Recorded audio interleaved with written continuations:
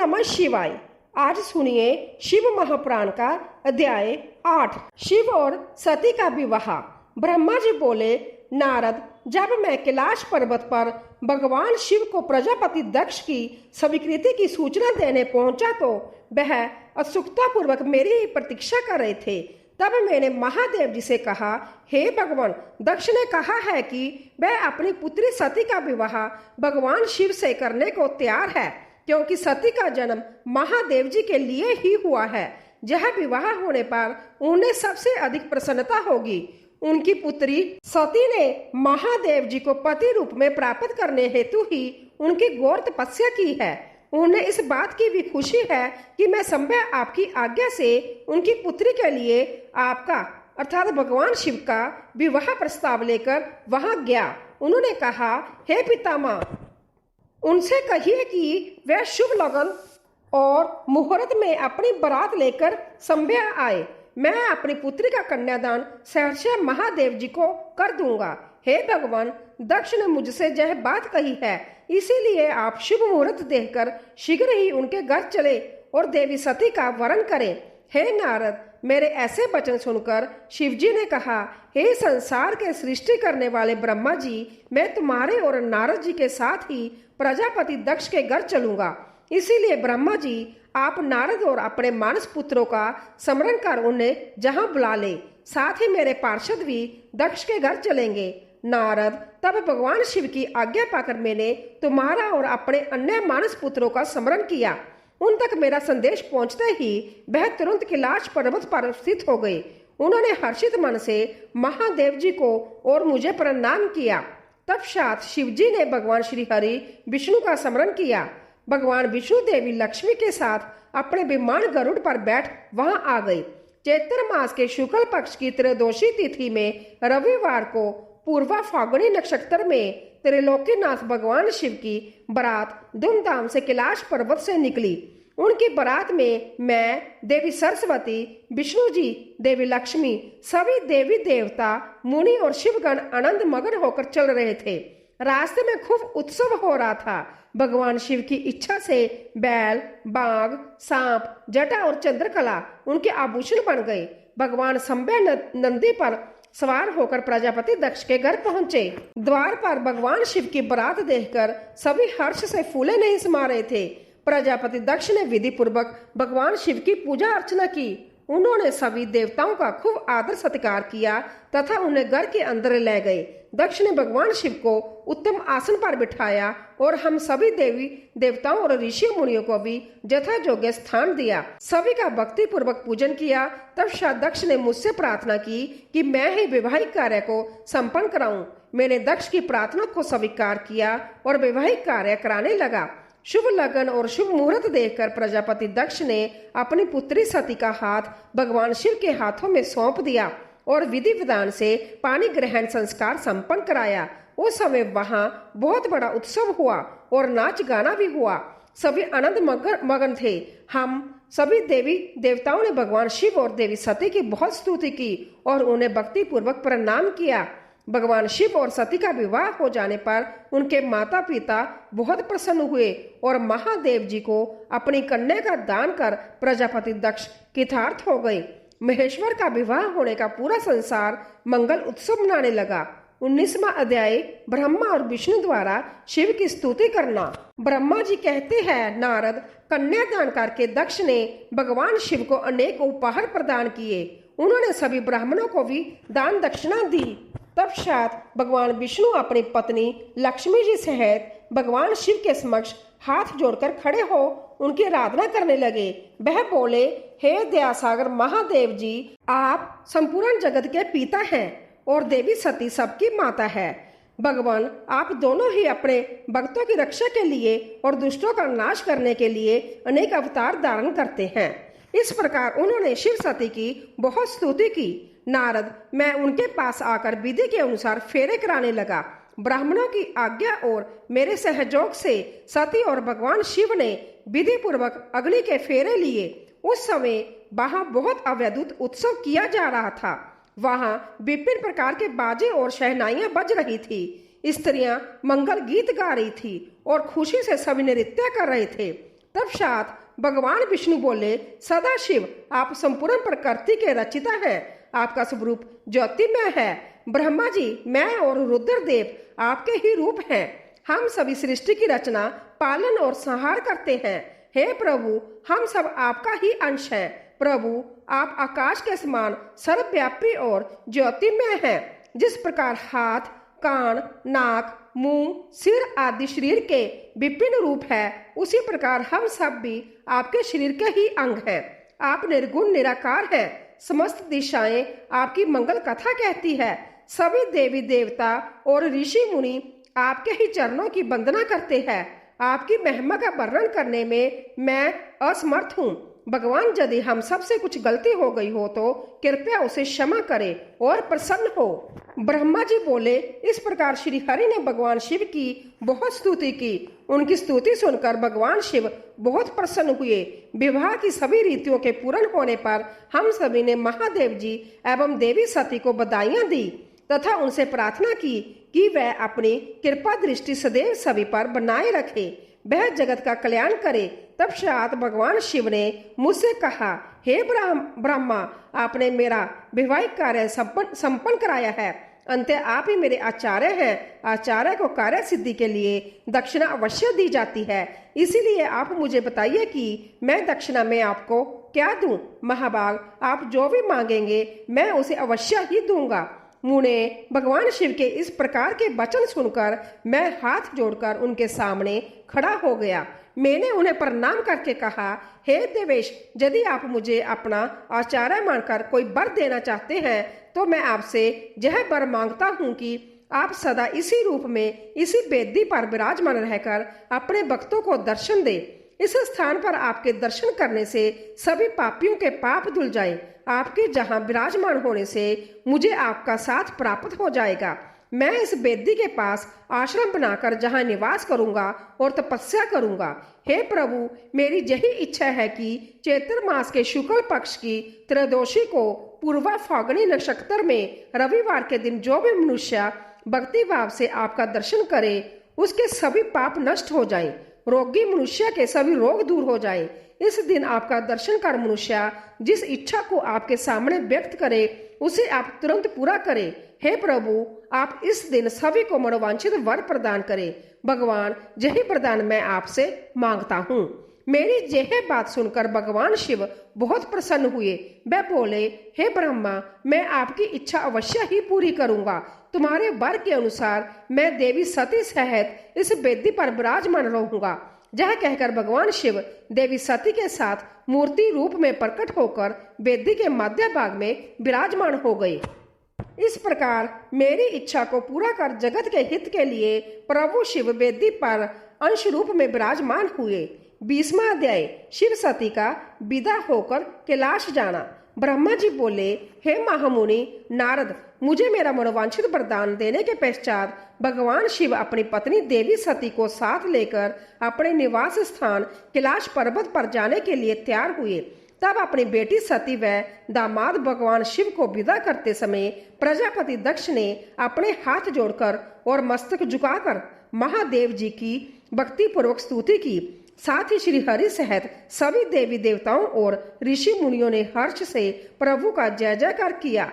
भगवान शिव ने अपने ससुर प्रजापति दक्ष से आज्ञा लेकर अपनी पत्नी को अपनी सवारी नंदी पर बिठाया और संध्या भी उस पर बैठकर कैलाश पर्वत की ओर चले गए। उस समय वृक्ष पर बैठे भगवान शिव वह सती की शोभा देखते ही बनती थी। उनका रूप मनोहारी था। सब मंत्र मुग्ध होकर उन दोनों को जाते हुए देख रहे थे।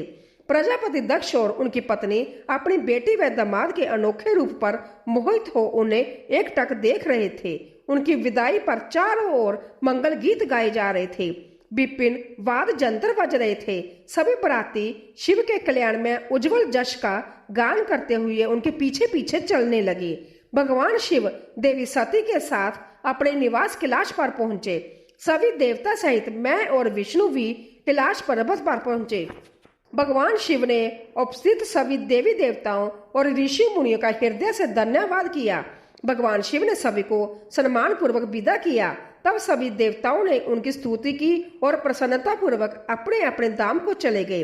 तत्पश्चात भगवान शिव और देवी सती सुखपूर्वक अपने वैवाहिक जीवन का आनंद उठाने लगे। सूत जी कहते हैं, हे मुनियों, मैंने तुम्हें भगवान शिव के शुभ विवाह की पुण्य कथा सुनाई है। भगवान शिव का यह विवाह कब और किससे हुआ, वह विवाह के लिए कैसे तैयार हुए, इस प्रकार मैंने सभी प्रसंगों का वर्णन तुमसे किया है।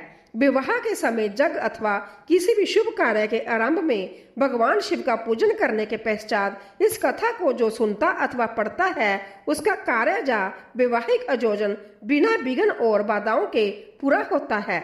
इस कथा के श्रवण से सभी शुभ कार्य निर्विघ्न पूर्ण होते हैं। इस अमृतमयी कथा को सुनकर जिस कन्या का विवाह होता है वह सुख, सौभाग्य, सुशीलता और सदाचार आदि सद्गुणों से युक्त हो जाती है।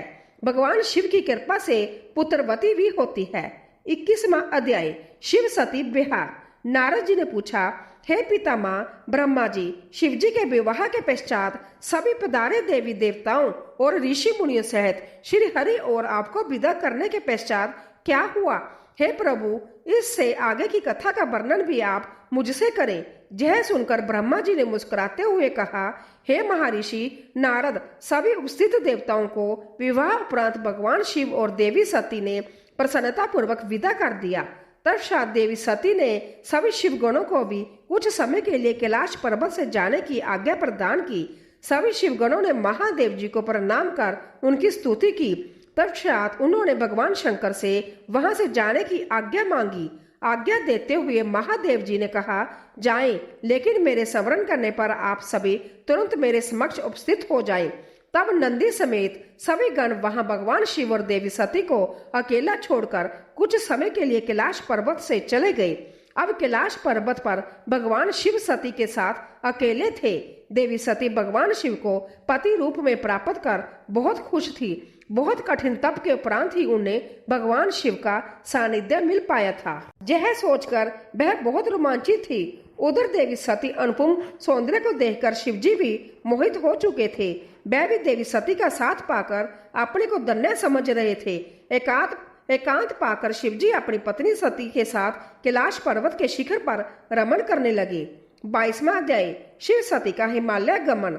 कैलाश पर्वत पर श्री शिव और दक्ष कन्या सती के विविध विहारों का विस्तार से वर्णन करने के बाद ब्रह्मा जी ने कहा, नारद, एक दिन की बात है कि देवी सती भगवान शिव को प्रेम पूर्वक प्रणाम करके दोनों हाथ जोड़कर खड़ी हो गई। उन्हें चुपचाप खड़े देखकर भगवान शिव समझ गए कि देवी सती के मन में कुछ बात अवश्य है जिसे वह कहना चाह रही है। तब उन्होंने मुस्कुराकर देवी सती से पूछा कि हे प्राण वत्सला, कहिए आप क्या कहना चाहती है? यह सुनकर देवी सती बोली, हे भगवान, वर्षा ऋतु आ गई है। चारों ओर का वातावरण सुंदर व मनोहारी हो गया है। हे देवाधिदेव, मैं चाहती हूँ कि कुछ समय हम कैलाश पर्वत से दूर पृथ्वी पर जा हिमालय पर्वत पर जाकर रहें। वर्षा काल के लिए हम किसी योग्य स्थान पर चले जाएं और कुछ समय वहीं निवास करें। देवी सती की यह प्रार्थना सुनकर भगवान शिव हंसने लगे। हंसते हुए ही उन्होंने अपनी पत्नी सती से कहा कि हे प्रिय, जहाँ पर मैं निवास करता हूँ वहाँ पर मेरी इच्छा के विरुद्ध कोई भी आ जा नहीं सकता है। मेघ भी मेरी आज्ञा के बिना कैलाश पर्वत की ओर कभी नहीं आएंगे। वर्षा काल में भी मेघ सिर्फ नीचे की ओर ही घूम कर चले जाएंगे। हे प्रिय, तुम्हारी इच्छा के विरुद्ध कोई भी तुम्हें परेशान नहीं कर सकता। फिर भी यदि आप चाहती हैं तो हम हिमालय पर्वत पर चलते हैं। तब साथ भगवान शिव अपनी पत्नी सती के साथ हिमालय पर चले गए। कुछ समय वहां प्रसन्नता पूर्वक विहार करने के पश्चात वह पुण्य अपने निवास पर लौट आए। 23वां अध्याय, शिव द्वारा ज्ञान और मोक्ष का वर्णन। ब्रह्मा जी बोले, हे महर्षि नारद, भगवान शिव और सती के हिमालय से वापस आने के पश्चात वह पुण्य पहले की तरह कैलाश पर्वत पर अपना निवास करने लगे। एक दिन देवी सती ने भगवान शिव को भक्ति भाव से नमस्कार किया और कहने लगी, हे देवादिदेव महादेव, कल्याण सागर, आप सभी की रक्षा करते हैं। हे भगवान, मुझ पर भी अपनी कृपा दृष्टि कीजिए। प्रभु, आप परम पुरुष और सबके स्वामी हैं। आप रजोगुण, तमोगुण और सत्वगुण से दूर हैं। आपको पति रूप में पाकर मेरा जन्म सफल हो गया है। हे करुणा निदान, आपने मुझे हर प्रकार का सुख दिया है तथा मेरी हर इच्छा को पूरा किया है, परंतु अब मेरा मन तत्वों की खोज करता है। मैं उस परम तत्व का ज्ञान प्राप्त करना चाहती हूँ जो सभी को सुख प्रदान करने वाला है, जिसे पाकर जीव संसार के दुखों और मोह माया से मुक्त हो जाता है और उसका उद्धार हो जाता है। प्रभु, मुझ पर कृपा कर आप मेरा ज्ञान वर्धन करें। ब्रह्मा जी बोले, मुने, इस प्रकार आदि शक्ति देवी सती ने जीवों के उद्धार के लिए भगवान शिव से प्रेषण किया। उस प्रेषण को सुनकर महान जोगी, सबके स्वामी भगवान शिव प्रसन्नता पूर्वक बोले, हे देवी, हे दक्षनंदिनी, मैं तुम्हें उस अमृतमयी कथा को सुनाता हूँ जिसे सुनकर मनुष्य संसार के बंधनों से मुक्त हो जाता है। यही वह परम तत्व विज्ञान है जिसके उदय होने से मेरा ब्रह्मा स्वरूप है। ज्ञान प्राप्त करने पर उस विज्ञानी पुरुष की बुद्धि शुद्ध हो जाती है। उस विज्ञान की माता मेरी भक्ति है। यह भोग और मोक्ष रूप को प्रदान करती है। भक्ति और ज्ञान सदा सुख प्रदान करता है। भक्ति के बिना ज्ञान और ज्ञान के बिना भक्ति की प्राप्ति नहीं होती है। हे देवी, मैं सदा अपने भक्तों के अधीन हूँ। भक्ति दो प्रकार की होती है, सगुण और निर्गुण। शास्त्रों से प्रेरित और हृदय के सहज प्रेम से प्रेरित भक्ति श्रेष्ठ होती है, परंतु किसी वस्तु की कामना स्वरूप की गई भक्ति निम्न कोटि की होती है। हे प्रिय, मुनियों ने सगुणा और निर्गुणा नामक दोनों भक्तियों के 9 भेद बताए हैं। श्रवण, कीर्तन, स्मरण, सेवन, दास्य, अर्चन, बंधन, संख्या और आत्मसमर्पण ही भक्ति के अंग माने जाते हैं। जो एक स्थान पर स्थिरता पूर्वक बैठकर तन मन को एकाग्रचित करके मेरी कथा और कीर्तन को प्रतिदिन सुनता है, इसे श्रवण कहा जाता है। जो अपने हृदय में मेरे दिव्य जन्म कर्मों का चिंतन करता है और उसका अपनी वाणी से उच्चारण करता है, इसे भजन रूप में गाना ही कीर्तन कहा जाता है। मेरे स्वरूप को नित्य अपने आसपास हर वस्तु में तलाश कर मुझे स्वतंत्रता व्यापक मानना तथा सदैव मेरा चिंतन करना ही स्मरण है। सूर्य निकलने से लेकर रात्रि तक, सूर्य अस्त तक हृदय और इंद्रियों से निरंतर मेरी सेवा करना ही सेवन कहा जाता है। सम्यक प्रभु का किंकर समझकर अपने हृदय अमृत के भोग से भगवान का स्मरण दास्य कहा जाता है। अपने धन और वैभव के अनुसार 16 उपचारों के द्वारा मनुष्य द्वारा की गई मेरी पूजा अर्चन कहलाती है। मन, ध्यान और वाणी से मंत्रों का उच्चारण करते हुए इष्ट देव को नमस्कार करना बंधन कहा जाता है। ईश्वर द्वारा किए गए फैसले को अपना हित समझकर उसे सदैव मंगल मानना ही संख्या है। मनुष्य के पास जो भी वस्तु है वह भगवान की प्रसन्नता के लिए उनके चरणों में अर्पण कर उन्हें समर्पित कर देना ही आत्म समर्पण कहलाता है। भक्ति के यह 9 अंग भोग और मोक्ष प्रदान करने वाले हैं। यह सभी ज्ञान के साधन मुझे प्रिय है। मेरी सांगोपांग भक्ति ज्ञान और वैराग्य को जन्म देती है। इससे सभी अविष्ट फलों की प्राप्ति होती है। मुझे मेरे भक्त बहुत प्यारे हैं। तीनों लोकों और चारों युगों में भक्ति के समान दूसरा कोई भी सुखदायक मार्ग नहीं है। कलयुग में जब ज्ञान और वैराग्य का ह्रास हो जाएगा तब भी भक्ति ही शुभ फल प्रदान करने वाली होगी।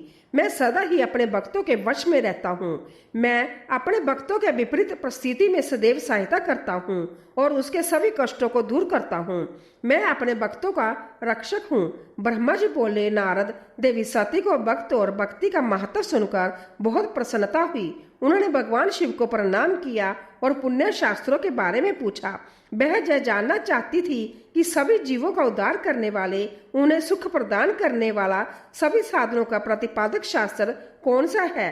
वह ऐसे शास्त्र का महात्म्य सुनना चाहती थी। सती का प्रेषण सुनकर शिवजी ने प्रसन्नता पूर्वक सब शास्त्रों के विषय में देवी सती को बताया। महेश्वर ने 5 अंगों सहित तंत्र शास्त्र, जंत्र शास्त्र तथा सभी देवेश्वरों की महिमा का वर्णन किया। उन्होंने इतिहास की कथा भी सुनाई।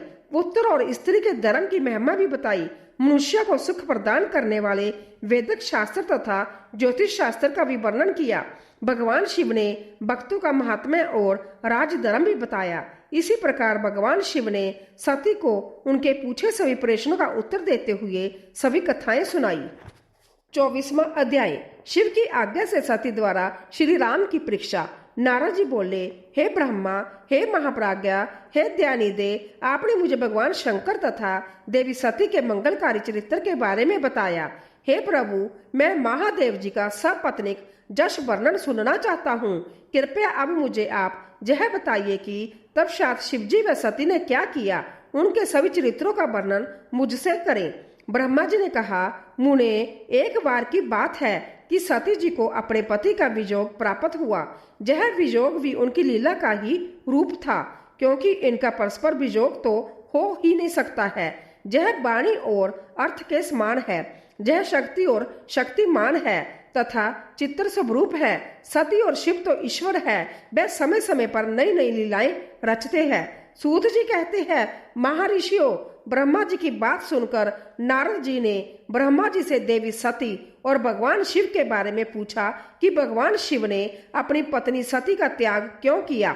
ऐसा किस लिए हुआ कि संभय वर देने के बाद भी उन्होंने देवी सती को छोड़ दिया।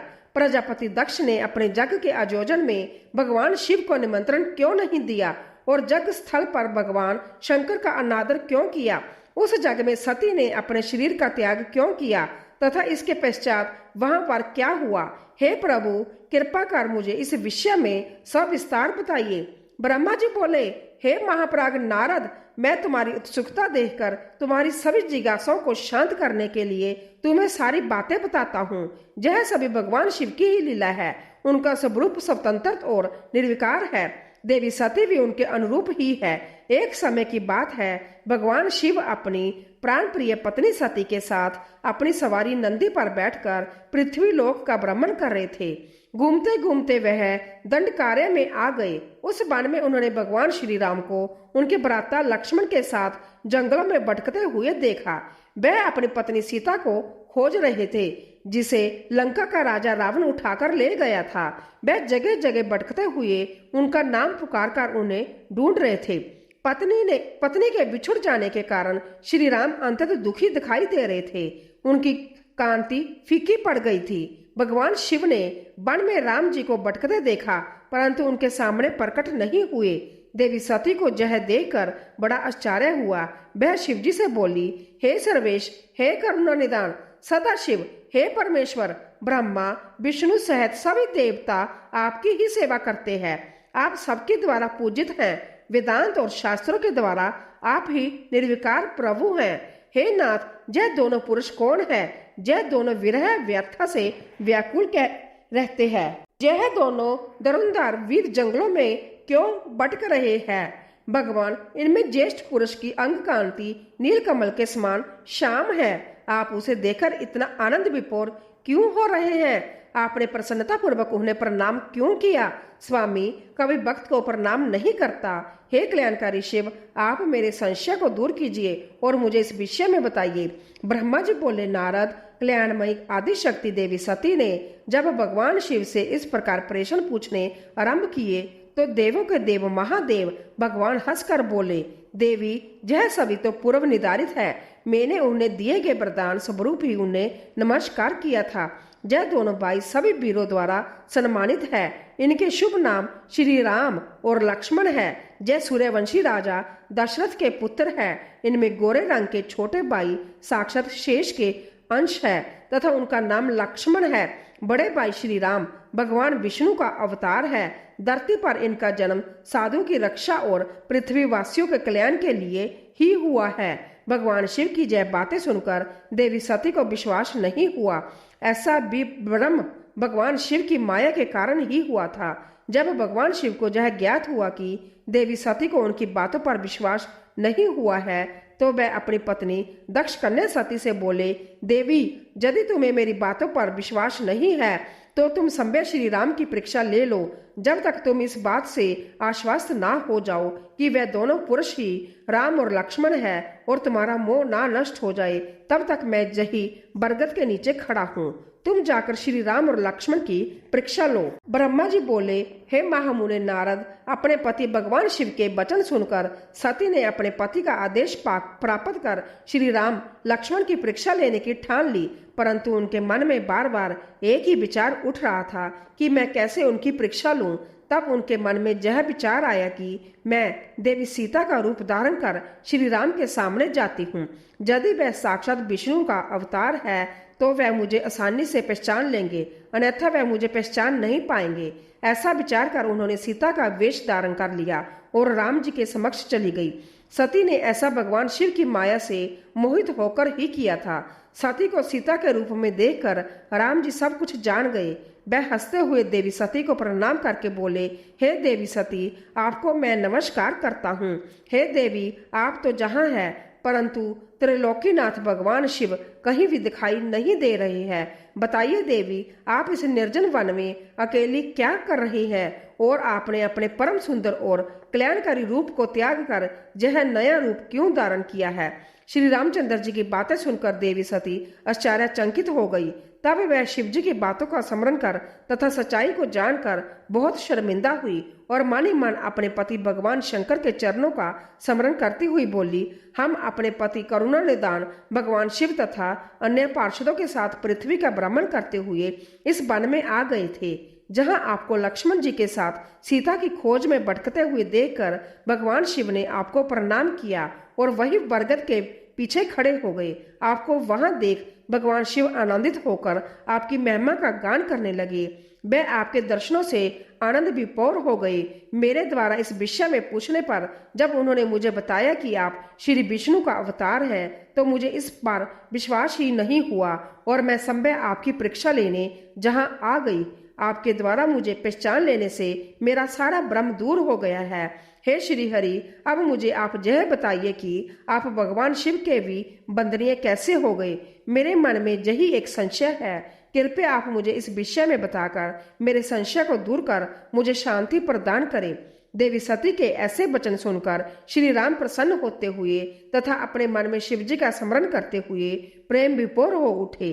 वह प्रभु शिव के चरणों का चिंतन करते हुए मन में उनकी महिमा का वर्णन करने लगे। 25वां अध्याय, श्री राम का सती के संदेह को दूर करना। श्री राम बोले, हे देवी सती, प्राचीन काल की बात है। एक बार भगवान शिव ने अपने लोक में विश्वकर्मा को बुलाकर उसमें एक मनोहर गौशाला बनवाई जो बहुत बड़ी थी। उसमें उन्होंने एक मनोहर विस्तृत भवन का भी निर्माण करवाया। उसमें एक दिव्य सिंहासन और एक दिव्य श्रेष्ठ छत्र भी बनवाया। यह बहुत ही अद्भुत और परम उत्तम था। तत्पश्चात उन्होंने सब ओर से इंद्र, देवगणों, सिद्धों, गंधों, समस्त उपदेवों तथा नाग आदि को भी शीघ्र ही उस मनोहर भवन में बुलवाया।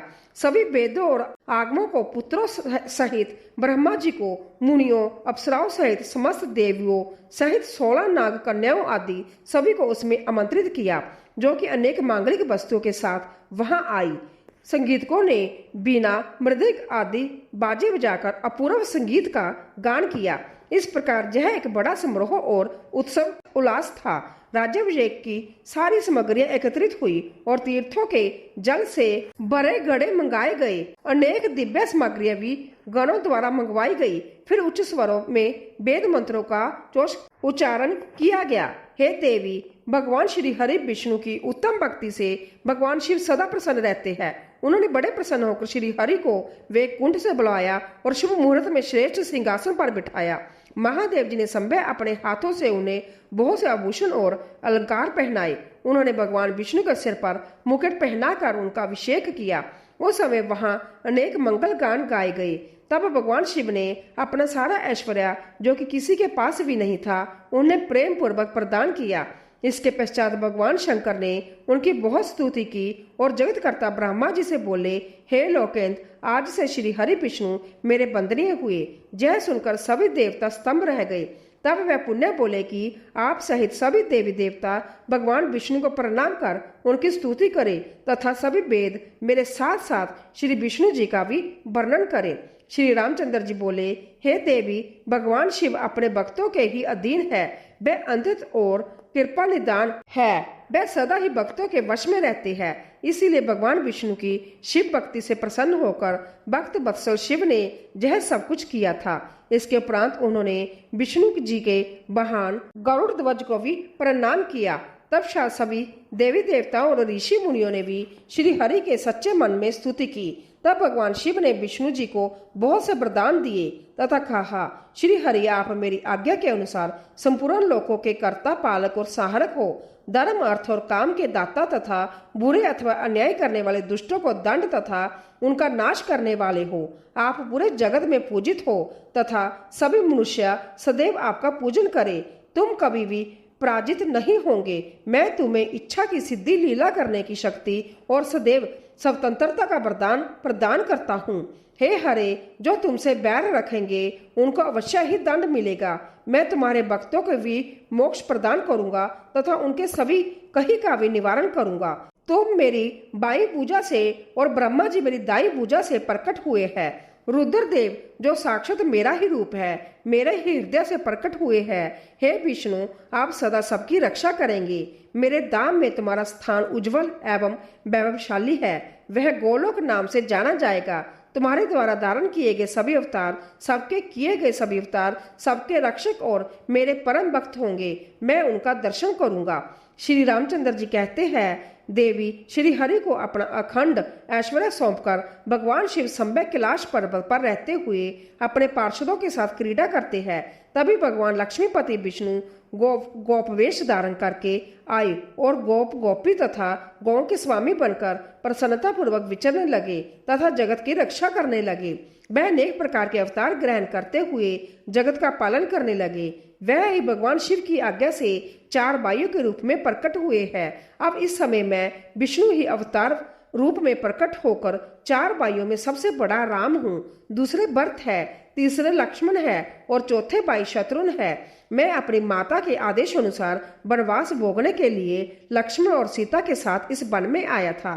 किसी राक्षस ने मेरी पत्नी सीता का अपहरण कर लिया है और मैं जहाँ वहाँ भटकता हुआ अपनी पत्नी को ही ढूंढ रहा हूँ। सौभाग्यवश मुझे आपके दर्शन हो गए। अब निश्चय ही मुझे मेरे कार्य में सफलता मिलेगी। हे माता, आप मुझ पर कृपा दृष्टि करें और मुझे यह प्रदान दे कि मैं उस पापी राक्षस को मारकर अपनी पत्नी सीता को उसके चंगुल से मुक्त कर सकूं। मेरा यह महान सौभाग्य है कि मुझे आपके दर्शन प्राप्त हुए हैं।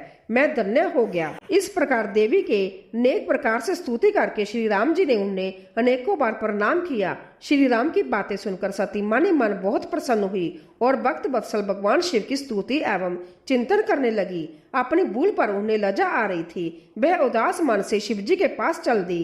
वह रास्ते में सोच रही थी कि मैंने अपने पति महादेव जी की बात ना मानकर बहुत बुरा किया और श्री राम जी के प्रति भी बुरे विचार अपने मन में लाई। अब भगवान शिव को क्या उत्तर दूंगी। उन्हें अपनी करनी पर बहुत पश्चाताप हो रहा था। शिव जी के समीप गई और चुपचाप खड़ी हो गई। सती को इस प्रकार चुपचाप और दुखी देखकर भगवान शंकर ने पूछा, देवी आपने श्री राम की परीक्षा किस प्रकार ली। यह प्रश्न सुनकर देवी सती चुपचाप सिर झुकाकर खड़ी हो गई। उन्होंने शिव जी को कोई उत्तर नहीं दिया।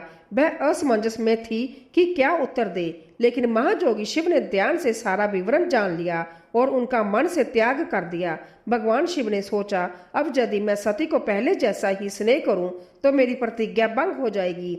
वेद धर्म के पालक शिवजी ने अपनी प्रतिज्ञा पूरी करते हुए सती का मन से ही त्याग कर दिया। फिर सती से कुछ न कहकर वह कैलाश की ओर बढ़े। मार्ग में सबको विशेषकर सती जी को सुनाने के लिए आकाशवाणी हुई कि महाजोगी शिव आप धन्य हैं। आपके समान तीनों लोक में कोई भी प्रतिज्ञा पालक नहीं है। इस आकाशवाणी को सुनते ही देवी सती शांत हो गई। उनकी कांति फीकी पड़ गई। तब उन्होंने भगवान शिव से पूछा, हे प्राणनाथ, आपने कौन सी प्रतिज्ञा की है, कृपया आप मुझे बताइए। परंतु भगवान शिव ने विवाह के समय भगवान विष्णु के समक्ष जो प्रतिज्ञा की थी उसे सती को नहीं बताया। तब देवी सती ने भगवान शिव का ध्यान करके उन सभी कारणों को जान लिया जिसके कारण भगवान ने उनका त्याग कर दिया था। त्याग देने की बात जानकर देवी सती अत्यंत दुखी हो गई। दुख बढ़ने के कारण उनकी आंखों में आंसू आ गए और वह सिसकने लगी। उनके मनोभावों को समझकर और देवी सती की ऐसी हालत देखकर भगवान शिव ने अपनी प्रतिज्ञा की बात उनके सामने नहीं की। तब सती का मन बहलाने के लिए शिव जी उन्हें अनेकानेक कथाएं सुनाते हुए कैलाश की ओर चल दिए। कैलाश पर पहुंचकर शिव जी अपने स्थान पर बैठकर समाधि लगाकर ध्यान करने लगे। सती ने दुखी मन से अपने धाम में रहना शुरू कर दिया। भगवान शिव को समाधि में बैठे बहुत समय बीत गया। तत्पश्चात शिव जी ने अपनी समाधि तोड़ी। जब देवी सती को पता चला तो वह तुरंत शिव जी के पास दौड़ी चली आई। वहां आकर उन्होंने शिव जी के चरणों में प्रणाम किया। भगवान शिव ने उन्हें अपने सम्मुख आसन दिया और उन्हें प्रेम पूर्वक बहुत सी कथाएं सुनाई। इससे देवी सती का शोक दूर हो गया, परंतु शिव जी ने अपनी प्रतिज्ञा नहीं तोड़ी।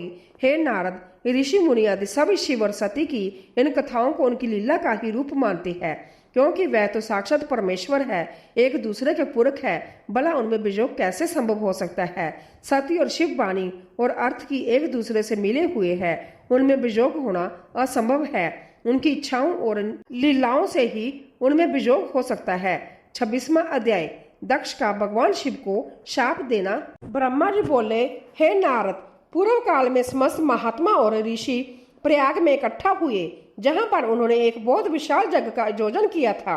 उस यज्ञ में देव ऋषि, देवता, ऋषि मुनि, साधु संत, सिद्धगण तथा ब्रह्मा का साक्षात करने वाले महान ज्ञानी पधारे, जिसमें मैं संभय अपने महातेजस्वी निगमों आगमों सहित परिवार को लेकर वहां पहुंचा। वहां बहुत बड़ा उत्सव हो रहा था। नेक शास्त्रों में ज्ञान की चर्चा एवं वाद विवाद हो रहा था। उस यज्ञ में त्रिलोकीनाथ भगवान शिव भी देवी सती और अपने गणों सहित पधारे थे। भगवान शिव को जहां आया देख मैंने सभी देवताओं, ऋषि मुनियों ने उन्हें झुककर भक्ति भाव से प्रणाम किया तथा अनेक प्रकार से उनकी स्तुति की। शिवजी की आज्ञा पाकर सभी ने अपना आसन ग्रहण कर लिया। इसी समय प्रजापति दक्ष भी वहां आ पहुंचे। वह बड़े ही तेजस्वी थे। प्रजापति दक्ष ने मुझे प्रणाम करके अपना आसन ग्रहण कर लिया। वह ब्राह्मण के अधिपति थे, इसी कारण उन्हें अपने पद का घमंड हो गया था। उनके मन में अहंकार ने घर कर लिया था। ब्रह्मांड के अधिपति होने के कारण वह सभी देवताओं के बंधनीय थे। सभी ऋषि मुनियों सहित देव ऋषियों ने भी मस्तक झुकाकर प्रजापति दक्ष को प्रणाम किया और उनकी स्तुति कर उनका आदर सत्कार किया। परंतु त्रिलोकीनाथ भगवान शिव शंभु ने ना तो उन्हें प्रणाम किया और ना ही अपने आसन से उठकर दक्ष का स्वागत किया। इस बात पर दक्ष क्रोधित हो गए। ज्ञान शून्य होने के कारण प्रजापति दक्ष ने क्रोधित नेत्रों से महादेव जी को देखा और सबको सुनाते हुए उच्च स्वर में कहने लगे। प्रजापति दक्ष बोले, सभी देवता, असुर, ब्राह्मण, ऋषि मुनि सभी मुझे नम्रता पूर्वक प्रणाम कर मेरे आगे सिर झुकाते हैं। जय सभी उत्तम भक्ति भाव से मेरी आराधना करते हैं, परंतु सदैव प्रेतों और पिशाचों से घिरा रहने वाला यह दुष्ट मनुष्य क्यों मुझे देखकर अनदेखा कर रहा है? शमशान में निवास करने वाला यह निर्लज्ज जीव क्यों मेरे सामने मस्तक नहीं झुकाता? भूतों पिशाचों का साथ करने के कारण क्या यह शास्त्रों की विधि भी भूल गया है? इसने नीति के मार्ग को भी कलंकित किया है। इसके साथ रहने वाले जय इसकी बातों का अनुसरण करने वाले मनुष्य पाखंडी, दुष्ट और पाप का आचरण करने वाले होते हैं। वह ब्राह्मणों की बुराई करते हैं तथा स्त्री के प्रति आकर्षित होते हैं। यह रुद्र चारों वर्णों से पृथक और कुरूप है, इसलिए इस पावन जह तो इससे बहिष्कृत कर दिया जाए। यह उत्तम कुल और जन्म से हीन है, अंत्य इसे जग में भाग ना लेने दिया जाए। पुत्र, क्रोध से विवेक समाप्त हो जाता है। दक्ष ने शिव के लिए अपशब्द कहते समय उसके परिणाम पर तनिक भी विचार नहीं किया। अहंकार के कारण वह शिव के स्वरूप को भूल गया। वह यह भी भूल गया कि आदिशक्ति ने जिसका तप द्वारा वर्ण किया था वह कोई साधारण मनुष्य, ऋषि या देव नहीं है। ब्रह्मा जी बोले, हे नारद, दक्ष की यह बातें सुनकर भृगु आदि बहुत से महर्षि रुद्रदेव को दुष्ट मानकर उनकी निंदा करने लगे। यह बातें सुनकर नंदी को बुरा लगा, उनका क्रोध बढ़ने लगा और वह दक्ष को शाप देते हुए बोले कि हे महामूढ़, दुष्ट बुद्धि दक्ष, तू मेरे स्वामी देवादिदेव महेश्वर को जग से निकालने वाला कौन होता है? जिनके स्मरण मात्र से जग सफल हो जाते हैं और तीर्थ पवित्र हो जाते हैं, तू उन महादेव जी को कैसे शाप दे सकता है? मेरे स्वामी निर्दोष है और तूने अपने स्वार्थ की सिद्धि के लिए उन्हें शाप दिया है और उनका मजाक उड़ाया है। जिन सदाशिव ने इस जगत की सृष्टि की, इसका पालन किया और जो इसका संहार करते हैं, तू उन्हीं महेश्वर को शाप देता है। नंदी के ऐसे वचनों को सुनकर प्रजापति दक्ष के क्रोध की कोई सीमा न रही। वह आग बबूला हो गए और नंदी समेत सभी रुद्रगणों को शाप देते हुए बोले, अरे दुष्ट रुद्रगणों, मैं तुम्हें शाप देता हूँ कि तुम सब वेदों में वशीकृत हो जाओ। तुम वैदिक मार्ग से बढ़ते जाओ और सभी ज्ञानी मनुष्य तुम्हारा त्याग कर दे। तुम शिष्ट आचरण न करो और पखंडी हो जाओ। सिर पर जटा, शरीर पर बसम एवं हड्डियों के आभूषण धारण कर मदपान, शराब का सेवन करो। जब दक्ष ने शिवजी के प्रिय पार्षदों को इस प्रकार शाप दे दिया तो नंदी बहुत क्रुद्ध हो गई। नंदी भगवान शिव के प्रिय पार्षद है। वह बड़े गर्व से दक्ष को उत्तर देते हुए बोले, नंदीश्वर ने कहा, हे दुबुद्धि दक्ष, तुझे शिव तत्व का ज्ञान नहीं है। तूने अहंकार में शिव गुणों को शाप दे दिया है। तेरे कहने पर भृगु आदि ब्राह्मणों ने भी अभिमान के कारण भगवान शिव का मजाक उड़ाया है। अंत में भगवान शिव के तेज के प्रभाव से तुझे शाप देता हूँ कि तुझ जैसे अहंकारी मनुष्य जो सिर्फ कर्मों के फल को देखते हैं वेदवाद में फंस कर रह जाएंगे। उनका वेद तत्व ज्ञान शून्य हो जाएगा। वह सदैव मोह माया में ही लिप्त रहेंगे। वह पुरुषार्थ विहीन होंगे और स्वर्ग को ही महत्व देंगे। वह क्रोधी व लोभी होंगे। वह सदा ही दान लेने में लगे रहेंगे। हे दक्ष, जो भी भगवान शिव को सामान्य देवता समझकर उनका अनादर करेगा वह सदैव के लिए तत्व ज्ञान से विमुख हो जाएगा। वह आत्मज्ञान को भूलकर पशु के समान हो जाएगा तथा यह दक्ष जो कि कर्मों से भ्रष्ट हो चुका है इसका मुख बकरे के समान हो जाएगा। इस प्रकार बहुत गुस्से से भरे नंदी ने जब दक्ष और ब्राह्मणों को शाप दिया तो वहां बहुत शोर मच गया। भगवान शिव मधुर वाणी में नंदी को समझाने लगे कि वह शांत हो जाए। प्रभु शिव बोले, नंदी, तुम तो परम ज्ञानी हो, तुम्हें क्रोध नहीं करना चाहिए। तुमने बिना कुछ जाने और समझे ही दक्ष तथा समस्त ब्राह्मण कुल को शाप दे दिया है। सच्चाई तो ये है कि मुझे कोई भी शाप छू ही नहीं सकता, इसलिए तुम्हें अपने क्रोध पर नियंत्रण रखना चाहिए था। किसी की बुद्धि कितनी दूषित क्यों न हो, वह कभी वेदों को शाप नहीं दे सकता। नंदी, तुम तो सिद्धों को भी तत्व ज्ञान का उपदेश देने वाले हो। तुम तो जानते हो कि मैं ही जग हूँ, मैं ही जग कर्म हूँ, जग की आत्मा हूँ, जग प्रायण जजमान भी मैं ही हूँ। फिर मैं कैसे जग से वशकृत हो सकता हूँ? तुमने व्यर्थ ही ब्राह्मणों को शाप दे दिया है। ब्रह्मा जी बोले, नारद, जब भगवान शिव ने अनेक प्रकार से नंदी को समझाया तो उनका क्रोध शांत हो गया। तब शिवजी अपने अन्य गुणों व पार्षदों के साथ अपने निवास स्थान कैलाश पर्वत पर चले गए। क्रोध से भरे दक्ष भी ब्राह्मणों के साथ अपने स्थान पर चले गए, परंतु उनके मन में महादेव जी के लिए क्रोध एवं ईर्ष्या का भाव ऐसा ही रहा। उन्होंने शिवजी के प्रति श्रद्धा को त्याग दिया और उनकी निंदा करने लगे। दिन ब दिन उनकी ईर्ष्या बढ़ती जा रही थी। शिव पुराण की इस कथा को अपना अमूल्य समय देने के लिए आपका बहुत बहुत धन्यवाद। अगर भोलेनाथ की यह कथा आपको अच्छी लगी हो तो वीडियो को लाइक करें और कमेंट में ओम नमः शिवाय जरूर लिखें। ऐसे ही और धार्मिक कथाएं सुनने के लिए चैनल को सब्सक्राइब जरूर करें। जय भोलेनाथ।